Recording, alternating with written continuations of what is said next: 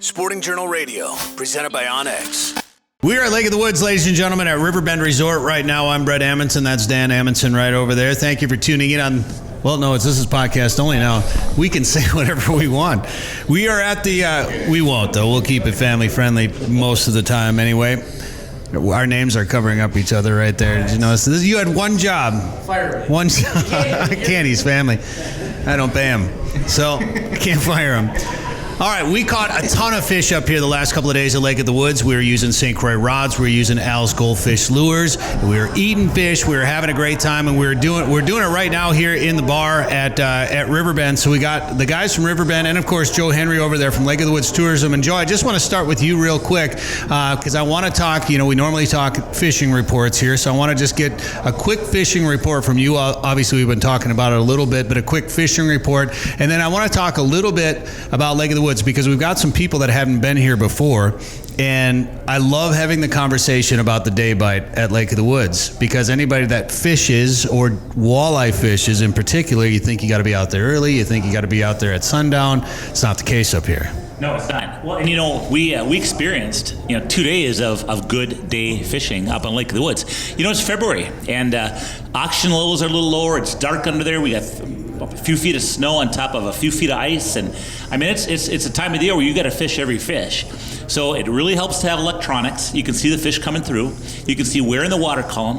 You can see how they're reacting to your action, to your colors, and again, fish every single fish. One of the things I noticed, Brett, is that we had a lot of fish coming through, and when I would raise my dead stick, and of course a dead stick, in Minnesota you get two lines. So normally the go-to is a 1-2 punch. You jig one line and dead stick the second with a live minnow. Can I just interrupt you for 1 second? That microphone is having some issues. Can you just grab that other microphone and use that one, please? Start over.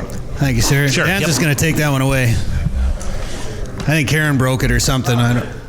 Karen's. Oh, I can't. She's not even in here anymore. I can't make jokes if she's not even in here anymore. All right. Thank you, Joe. So you have a dead stick. So when you raise that dead stick. Yeah. So you got that 1-2 punch, and you're jigging one line and dead stick in the second line with a live minnow. And one of the things we noticed is that when there's a lot of fish on the bottom and they just weren't taking your dead stick, I noticed if I raised my dead stick up to about 3 feet off the bottom, every once in a while there'd be a fish that just couldn't handle that minnow being up in the water column, and it would slide up. And normally when you get that fish rising off the bottom, there's a real good chance that fish is going to eat. And that happened more often than not with that dead stick. And of course, jigging. I mean, shoot, we had a chance to use St. Croix rods jigging.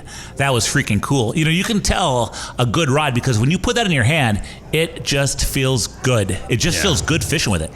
So we caught a pile of fish using this stuff. I think you cleaned 100 some fish or something from our group. I mean, just piles of fish. We threw a ton back, and we also. I think Alex cleaned 100 something from our group.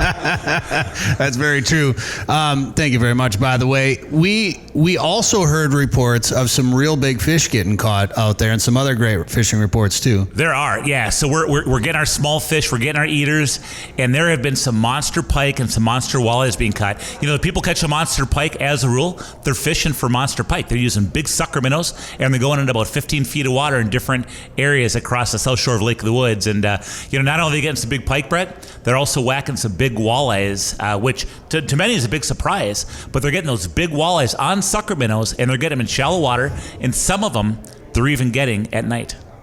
Really? Yep. Wait a minute. No, you don't catch walleyes at night here at Lake of the Woods. I'll tell you, when you're talking big walleyes eating big sucker minnows, I'll tell you, it's amazing talking to these guys that are targeting these fish. They are absolutely getting some big walleyes at night. And you know what? It's not an all the time thing, but you know what? We know that people that stay in sleepers, hey, they have the lines down. They catch fish, yeah. And every once in a while they get them. Yeah. Tell you what, it seems like the activity when it's dark out actually picks up in the month of March. It just seems like those fish are getting more active, and it's a good time to catch them.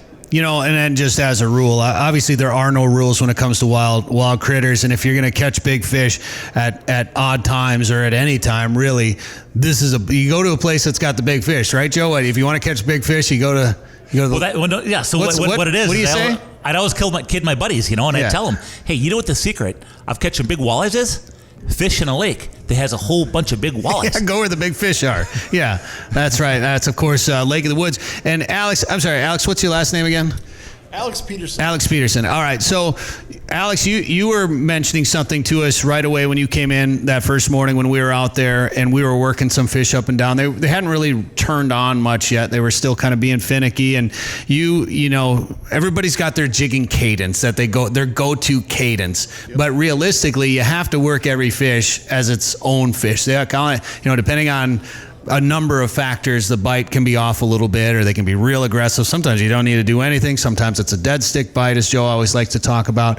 But one thing, and I think subconsciously I do this anyway, but you brought it up as a tip for us, and then it made me, like, every time I couldn't get a fish to work with my usual go-to cadence, I did what you had mentioned, and I kind of think I do it all the time, but I'm going to give you credit for this because I did it for sure because you said to do this, and that was a big sweeping jig just to trigger, either trigger a reaction or trigger just something different and get them to chase. And boy, I did that a lot. I throw that out like every once an hour or something like that. If I got a real finicky fish that would kind of chase, maybe come up a little bit, but really wouldn't do it, I give them a big sweep where I come up 3-4 feet and then let it flutter down, and all of a sudden you'd see that mark start to pop up as it was fluttering down. And sometimes you get them, sometimes you wouldn't, but I caught a lot of fish with that, throwing that in there.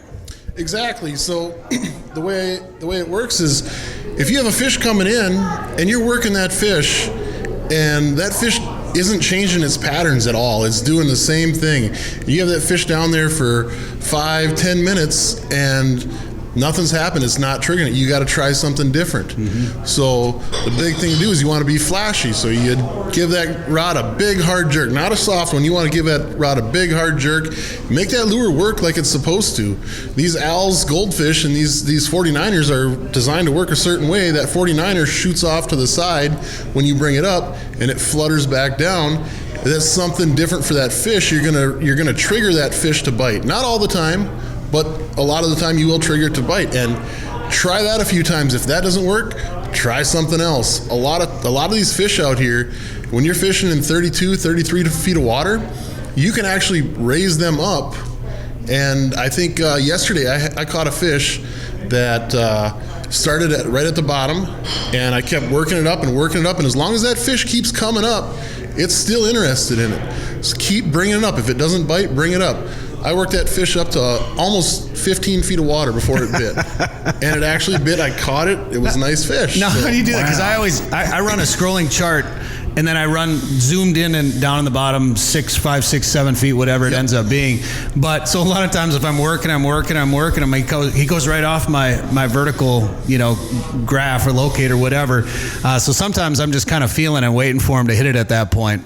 Are you running a zoom and a full? Yep. Full so I'm running the 6-foot zoom. I have a Vexilar FL28 that I use. So I'm zoomed in on the bottom 6 feet, and then on the other side I have the whole water column. Yeah. And it's one of those things where a lot of people think that once they raise it past that 6 feet, the fish aren't going to bite. Keep raising it up. If that fish keeps following it up, keep raising it up. Eventually that fish is going to bite. We've caught some really big fish where they'll come up almost all the way to the top. I've caught them 4 or 5 feet below the ice. Wow. And then they'll hit. And you don't know what it is until you work it. So you got to try everything in your book of tricks. Well, I always compare it to, we've done some waterfowl guiding, and people will say, well, when a flock of geese come in, what do you call, what note do you use? I'm like, well, I start with this one. And if they don't react, I go to this one. And if they don't react, I go to this one. Sometimes I go back to that one. And you have to read those birds as they're coming in, and it's no different with that fish. You have to read how that fish is reacting to what you're doing. Yep, exactly. The best advice I can give anybody is when you come up here to fish, there's always the tried and true methods. You fish close to the bottom. You're using gold, pink, chartreuse. That's where you're going to catch most of the fish. But don't be afraid to think outside the box. Jerk that line really hard, reel up real fast. If maybe bring it up slow, see what that fish wants. You got to think outside the box to trigger that fish to bite. You can put more fish on the ice if you do that. Now, Alex, where are you from, and where do you spend most? Where are you from, and where have you decided to spend all your time fishing? So I live 2 hours south of here in Bemidji, and I actually live on a lake in Bemidji, in the Bemidji area, and it's a really, really good walleye fishery.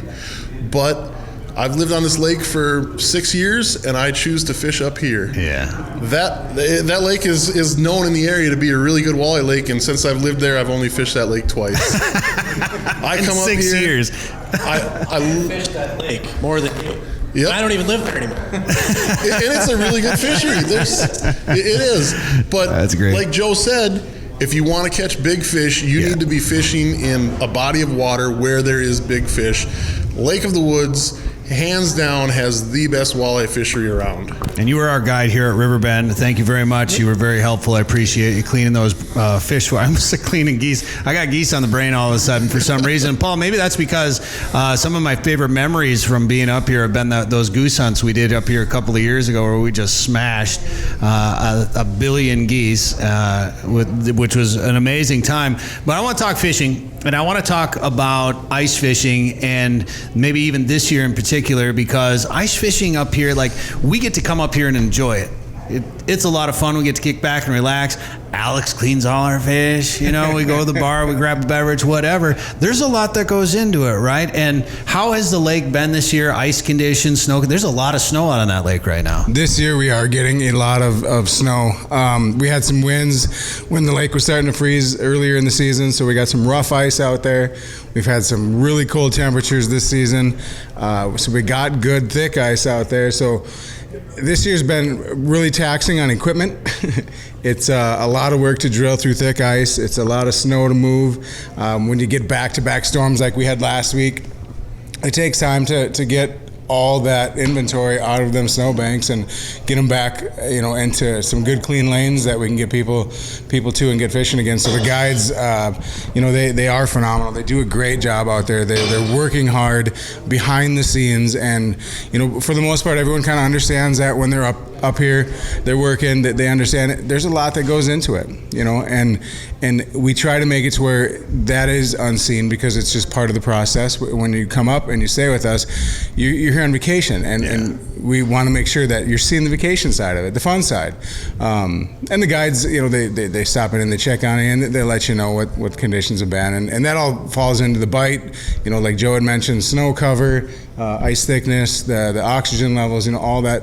Each year plays a factor into what the bite and what the lake produces. And Dan's showing a drone video from over one of your houses right now. You can see just how high the snow is banked around and the roads that you had to plow. And when we were driving through some of those plowed roads getting on and off the lake, I mean, some of you can't see over the snow next to the vehicle that you're driving out on. Like, there's a good chunk of snow out there. And it was, I think when we woke up, what day is it today? Let's see. So the first day, Monday morning, I think it was 20 below zero. I think when I got up and watched the sunrise over the Rainy River there, which is a sight that never gets old for me. You got everybody. Dan's like, we should get some pictures of that. I'm like, Dan, I have a billion pictures of the sunrise coming up. Can't have too many pictures. No. Take one more. You It's definitely okay. can. And I did. we don't charge extra for those. I absolutely did.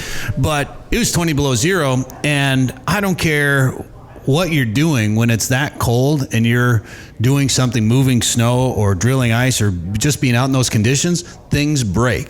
Like, I don't think people realize just how hard that kind of weather is on any type of gear out there. When we got skid steers out there, First of all, that's crazy. Skidder out on the ice. To get those snowbanks, Man. chisel down enough to where the snow plows can push them out. And yeah, it's really taxing on equipment. We were down to third string plow for a little bit this last week, and now we're starting to get stuff back and back into the full swing of things, and still digging out from this last week. A couple houses left, but yeah, those snowbanks are high, they're hard, they're packed, it's cold. I mean, there's a lot of elements that we fight against to get you out fishing. We passed a lot of houses that the drifts were way up along the side of those houses. There are people that are not going to get to those houses for a while. Whoever, I don't know who's they were, just private houses or whatever they were. It's tough, and Joe, that's one thing you always. When you're on the show all the time, and I'm sure you get asked this question, you're just pushing the resorts and the guides because that's your job. It's tourism. You got to push the business there. No, it makes sense to go through people that know what they're doing out here. Absolutely. I mean, you take a look at what it's like out there. And there's no way you could operate on your own. Number one, you couldn't plow it. Yeah. Now, if you have a snowmobile, a person could take a snowmobile and a collapsible and go up the trail a snowmobile trail that goes up to the northwest angle and fish off that snowmobile trail. But most people aren't going to have a snowmobile and collapsible and go hardcore, especially with the kind of weather we've had. So now you rely on the resorts, and when it's all said and done, our resorts and outfitters, they work their tails off to take away the hard work so that we can enjoy it. And I'll tell you, there's a lot we take for granted. You don't think about when they're plowing roads. You don't think about the labor, the gas, the broken plows, the fuel pumps. We saw a big truck being towed in today off the ice on the way out. And I said to the guys I was with, I said, man, is that a $3,000 bill? Is it a $5,000 bill? Mm-hmm. You know what? That all goes into the cost of maintaining and keeping an ice road open. And you notice when we went out on that ice road was real wide, wasn't it? Yeah. Wide road, nice and cleared, but you always saw people plowing. You notice how when you look across the horizon, you'd see snow spraying up 10 feet? We saw that there's the a first plow day. over there. Hope there's a plow over there. We were trying to figure out what it was. Yeah, it was a plow going by. Yeah. Yeah. So, but that's part of it. And again, it's the resorts have made it, because they take the work out of it, they've made it so that just about anybody can go ice fishing. And I'll tell you the other thing too, is that you think about waking up in the morning like we did today. You wake up in a cold morning, you come together, you're all excited to go fishing for the day. We had a good hot cup of coffee here at the resort, had a nice breakfast. What do? We step into our heated vehicles. They got a nice road map, go 5.5 miles past Pine Island, make a right turn, and they got a whole map with all the different houses. We're going to this house. We go out to the road. Oh, it should be right here. There it is. What do? We step out of our truck for about 5 steps, walk into 72-degree comfort. Yeah. Now that's roughing it. Yeah. No. How many people were overdressed their first day in the house? Yeah. It's funny because everybody comes up here, and of course they got, and better safe than sorry, but if you're fishing with a resort, everybody's bringing coveralls and all this good, you know what? Have a good jacket, have a hat, have some mittens, and a nice pair of boots. But you know what? You're going from heated comfort into heated comfort into heated comfort. Yeah. Then we come off the ice, and what happens then? Alex cleans our fish. We go to happy hour, and the darn resort cooks them up for us. Yeah. And I'll tell you one thing. Every resort has their famous batter, and every resort has their famous tartar sauce. I'll tell you what. Riverbend's known for a good batter and a good tartar sauce. Oh man, that fish is delicious. Why? Absolutely. And the first time I came up here ice fishing, I did the same thing. I showed up to get in the bomber, and I had the heaviest deer hunting clothes I owned on, and I was like walking around like the Michelin Man or whatever, and all the guys that have been doing it for years just looked at me and shook their head and started laughing like, "You're going to be overdressed," and I was, and so now I don't even wear my fishing bibs or anything when I go out there, and it's very comfortable. And it's easy to do. And then when we were coming in, it was real windy. Our second day out here, it was cold. It was snowy. It was windy. I was glad I was in a heated vehicle and in a heated house. But I did see 2 pop-up portables on the way in, and Dan and I are like, "You guys are nuts. You guys are absolutely crazy." And we were going out on a resort road, and I wanted to ask you this, like, one of those portables, a guy was just parked on the side of that road, and then had just gone 30 yards into the snow and put his portable up. Is there a policy about that? I mean, are people supposed to park on those roads? Do they work out a deal with the resort? How does that work? So typically the road access is governed by the resorts, and they do most of the maintenance with the help of a lot of other resorts that are also operating on that road. So if you paid that road pass, the only thing is some of the etiquette is and Joe just put this out, was some of the top 10 things not to do when you're out ice fishing. One of those is don't drill on the road. Don't set your fish house up on those roads. Don't drill your holes on that road. It may seem like the easy thing to do, but it's the wrong thing to do. And what happens is that'll flood, and you're driving through water, and it's a mess. So yeah, parking on the side of the road, watching for plows, obviously parking off to the side, not in the middle of the road, and walking off the beaten path for a little bit. It's a great way to get out and access if you do want to get out there and hardcore rough it. Can you pay them to plow a little bit in off the road? Yep, most of the roads, the resorts that operate roads will, with that road pass, will punch some spots, and a lot of times they'll have them pre-punched out so people can pull right off the main road into side chutes that have been plowed off. Everybody's out there running a road system off those different main roads. So. Well, I appreciate you having us and hosting us up here once again. We always have a great time here. We're excited to come back in April. Can we talk about any of this yet? We're going to have a big party here. Can we talk about it? Well, we want to have a big party here in April. Is that cool? Hey, how about this, Paul? We're coming here in April and having a big party, whether you like it or not. Awesome. Because this is show 493, Dan? 493. 493. You got the broken microphone, I think, now. 493. So our 500th show. So this is a weekly show. So this is going on about almost 10 years that we've been doing this show. And we're going to celebrate the big 500 here at Riverbend in April. And April, is a magic time up here on Lake of the Woods, the Rainy River. Spring is coming too. Life is re-happening again. Everything's coming out of a deep winter sleep. So yeah, it should be a fun time. Big walleyes. We're honored. We'll be honored to have you guys. Big walleyes, sturgeon, the Rainy River. If you haven't done the Rainy River in the spring, you guys have to come up here and witness it. And the fishing is unreal. Just the spectacle is amazing. And I mean, do you need another excuse coming to Lake of the Woods? Let's be honest. Just come to our party. Yeah, come to the party. Yeah, we'll have all the details on the show and on our website, social media, all that good stuff. But we'll be back up here in April. So, Paul, thank you very much. Alex, thank you very much. Joe, thank you very much. Hear more at sportingjournalradio.com or wherever you get podcasts. Come ice fish the famous waters of Minnesota's Lake of the Woods, the walleye capital of the world. Experience full-service resorts featuring heated fish houses, ice transportation, meal plans, and sleeper house options. From the northwest angle to the south shore, Rainy River and Baudette, the Midwest's #1 ice fishing destination.